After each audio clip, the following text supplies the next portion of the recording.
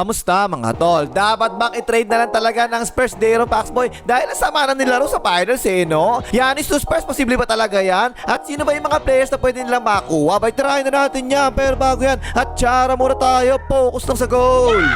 Ay game, ang sama talaga ng nilaro ng De'Aaron Foxboy sa finals mga tol no? 12.8 points, 34.3% lang sa field goals, at 25% lang sa 3 points ha? At yung matindi sa fourth quarter, lupit Game 1, 0 out of 2 sa fourth quarter. Game 2, 2 out of 2 sa fourth quarter. Game 3, 2 out of 6 sa fourth quarter. Game 4, 1 out of 5 sa fourth quarter. At Game 5, 0 out of 4 sa fourth quarter.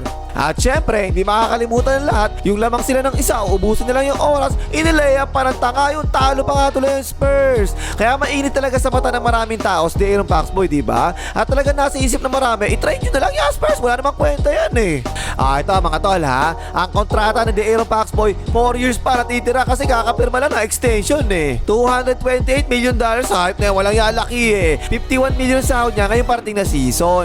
Last season siya actually may pinakamalaking sweldo sa Spurs with $37 million.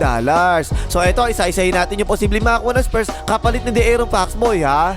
Unang-una sa listahan ko mga tol, etong si Riley Reid ng Timberwolves. 6'9 na bruiser tapos may tira pa sa labas no? Mukha lang talaga matanda yan, pero 26 years old pa lang yan mga tol At kamukha pa nga yung tatay ni Wembayaman Last season, 13.6 points, 6.2 rebounds, 2.2 assists, 45.6% sa field goals, at 36.2% sa 3 points. Eto mga tol, legit na stretch big to ha. Tatlong straight seasons na more than 5 3-point attempts yung tinitira niya kada laro. At yung naging percentage niya sa 3 points sa last 3 seasons niya, 41.4%, 37.9%, at 36.2%. O diba okay diba? Decent rebounder din yan mga tol, 6.2 rebounds per game, at bruiser din yan ha. So pwede siya maging stretch 4 kasama ni Wembayaman. Ang maganda rito mga tol, kailangan talaga ng Timberwolves ng point guard kasi matanda na si Michael Reyson camera Pero hindi kasi nagmamatch yung salaries diba? So kailangan dagdagan ng Timberwolves yung ibibigay nila sa Spurs. Siguro sa dati Divisenzo Cosano, ano pang players kasi nga $51 million yung sahod ni De'Aaron Foxboy. Para sa akin, okay talaga yung trade na yan para sa Spurs Makakakuha sila ng dalawang players na nagmamatch talaga sa style na laro nila, diba? Out of shooting tsaka depensa. While ang Timberwolves naman, may makakakuha na sila isang legit na point guard na scorer na pwedeng maitandem kay Langgam. Pag ito nangyari mga tol, ang posibleng starters ng Spurs, si Boy Leaf, Dylan Harper, si Castillo Buhangin, si KG Canaleta, si Riley Reid tsaka si Wembayaman. Tapos yung pamalit nila, si Vaseline, si Dante Divisenzo Cosano, si Eskeldon Johnson, si Corneto, at si Legend Carter na Brian Pawede, diba?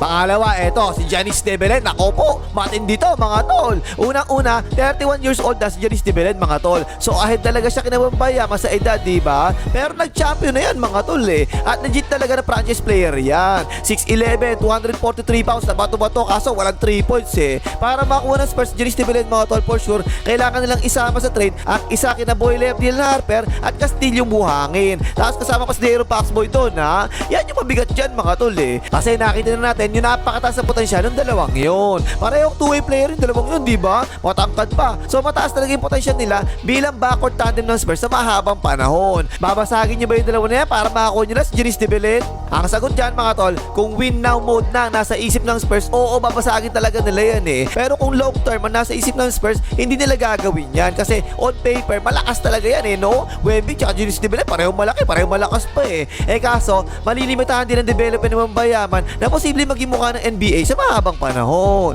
Pero kapag ginawa ng Spurs to mga tol, tingin ko ha, in 2 to 3 years, posible makapag-champion talaga kagad sila Kasi kahit sino pa isama mo sa dalawa na yan, kahit sinong role player pa yan, napaka-solid pa rin talaga niyan palagi. Kung ako tatanungin mga tol ha, hindi ko iti-trade si De'Aaron Foxboy tsaka si Boy Leaf, Dylan Harper kapalit ni Giannis De Belen. Nasa dulo na kasi ng kontrata niya si Giannis De Belen Papayag lang ako straight na yan kung merong assurance galing kay Giannis De Belen na pipirma siya ng contract extension sa Spurs kung sakaling matrade siya sa Spurs. Hoy, like mo hype ka, ano na? Natalo na nga yung Spurs sa finals, di ka pa rin magla-like? Mag-like ka na!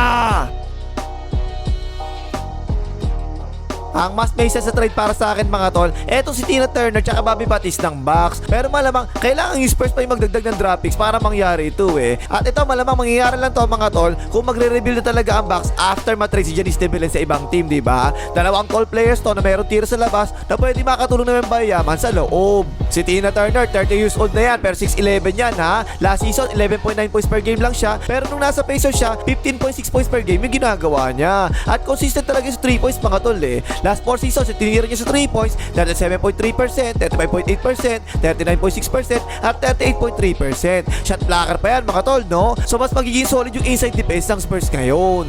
Si Bobby Pattis naman, 31 years old na rin, 6'9 din yan, consistent na 13 to 14 points per game yung ginagawa niya off the bench sa last 5 years niya sa Bucks. At consistent niya sa 3 points mga tol ha. Last 5 seasons niya sa 3 points, 39.3%, 37%, 40.7%, 35.6%, at 45.6%. Napakataas eh. At masipag pa yan at solid din sa rebounds. So mas maganda yung magiging rotation ng tao ng Spurs kapag yan yung nangyari eh. Sa first 5, si Boy Layup, Dylan Harper, si Castillo Buhangin, si KJ Canaleta, si Tina Turner, tsaka si Wembanyama Yaman. Pamalit naman nila si Vaseline, si Eskeldon Johnson, si Legend Carter na, Brian pa, si Bobby Pattis, tsaka si Corneto. Okay, di ba? Mas kompleto ang bawat posisyon ng Spurs mula first 5 hanggang pamalit nila. Kaya mas may sense talaga yan para sa akin. Tapos yung isa pang option ng Spurs mga tol, i-trade si De'Aaron Foxboy pabalik na Sacramento Kings kapalit ni Sabonis. Dikit lang yung edad, 28 years old si De'Aaron Foxboy, 30 years old si Sabonis ha. Rebuilding ang Kings ngayon, so for sure magti-trade talaga yan. Halos parehas lang ang salary at pareho pang long term yung contract nila ha. Si Sabonis 6'10 at 240 pounds, isang solid na rebounder na marunong mamasa at sa loob pa yung laro. Noong 2023 hanggang 2024 season mga tol, 26 times siya nag-triple-double kasi ginaya nila yung style ng Nuggets kay Joker eh no. Kaya nag-average pa nga siya ng 8.2 assists per game. Yung average si Sabonis last season, 15.8 points, 11.4 rebounds, 4.1 assists, 54.3% sa field goals, at 18.5% lang sa 3 points. Ang baba eh. At hindi to defensive player mga tol ha. Medyo mahina dumipensa to eh. Pero inside operator naman to. Magaling to sa loob at sa poste at maaasahan pa sa rebounds. Kung ang Spurs nasa isip nila talaga sa labas ng laro ni Wembanyama, ay ayun, sa labas si Wembanyama habang nag-seal naman sa loob si Sabonis sa poste, diba? At yan yung kulang ng Spurs last season eh. Wala silang inside operator, puro galing sa labas yung atake nila eh. Kung si Wembanyama yung may ang bola sa labas, for sure madali niya may papasa sa loob yan kay Sabonis kapag nag-seal na siya. So ang magiging first time nila, si Boy Layup, Dylan Harper, si Castillo Buhangin, si KJ Canaleta, si Sabonis, tsaka si Wembanyama. I think maganda yung magiging balance nila rito eh, no? Kasi mayroong mga attackers, may outside shooters, at mayroong post guy, diba? Hindi nila kailangang umasa lang palagi sa 3-point shooting nila kagaya nung nangyari sa finals. At kung iisipin nyo mabuti mga tol, parang sa OKC na setup 2 eh. Si Dylan Harper, tsaka si Castillo Buhangin, si Nana, tsaka si Nabiwan yung katumbas, si KJ Canaleta, si Luga naman, si Wembanyama, si Panitun Chet, at si Sabonis, si Frankenstein. So I think posible mag-work talaga yung ganyan na maayos eh. Tapos ito, interesting mga tol ha. Sa Utah Jazz, meron dalawang big man na wala pang kontrata next season eh. Si Nurkic at si Walker Kessler. Unrestricted free agent si Nurkic at restricted free agent naman si Walker Kessler. At wala pang offer sa kanya ha. Para sa akin, kung makakakuha ang Spurs dito kahit isa lang sa dalawa na to, kapalit ng kontrata ng De'Aaron Foxboy, okay na talaga yun eh. Pwede mangyari, sign and trade para kay Walker Kessler na 24 years old pa lang at 7'2", 245 pounds sa shot blocker at double-double machine pa na traditional big man ng laruan. Ito yung best case scenario para sa akin kasi may makaka-twin towers na si Wembanyama na banger tsaka rebounder sa loob, diba? Tapos kalinya pa ng edad ng mga young players ng Spurs. Last season ang average dito 14.4 points, 10.8 rebounds at 1.8 blocks per game, kaso lang 5 games lang siya naglaro kasi na-injure siya sa shoulder eh. Pero kung hindi talaga pwede si Kessler, pwede rin makakuha nila sa free agency si Nurkic, diba? Kasi expiring contract din naman si Barnes eh. Pwede nila ma-opera siguro to mga 13 million hanggang 14 million kada taon. Parang si Walker Kessler din naman to, banger din sa loob. Ang pagkakaiba, 31 years old na to eh. So mas okay talaga si Kessler kaysa dito kay Nurkic. Last season, 10.9 points, 10.4 rebounds at 0.5 blocks per game to at 35.2% sa 3 points ha. Medyo nade-develop na talaga yung 3 points yan eh. Pero ayun mga tol ha, kahit sino sa dalawa na yan, tingin ko magiging magandang katante talaga ng Wembanyama bilang twin towers ng Spurs.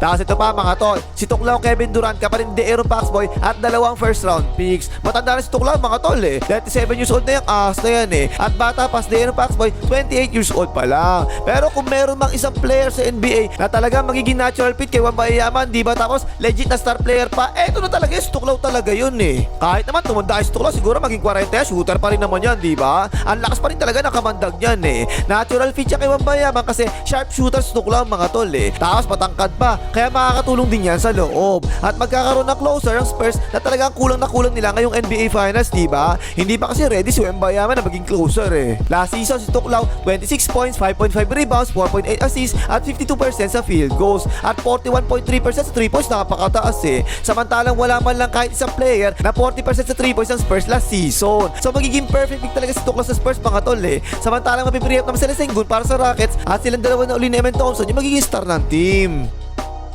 At panghuli, si Biboy Simon, dapat kunin ng Spurs siya si Biboy Simon mga tol eh. Kasi mga tol, kung kay Biboy Simon nangyari yun, nangyari kay De'Aaron Foxboy, yun lamang na isa tapos inilayup pa, for sure 100% sure ako, hindi titira ni Biboy Simon yung kahit libre-libre pa yun. O, yun pa yung mga balik kayo mga De'Aaron Foxboy.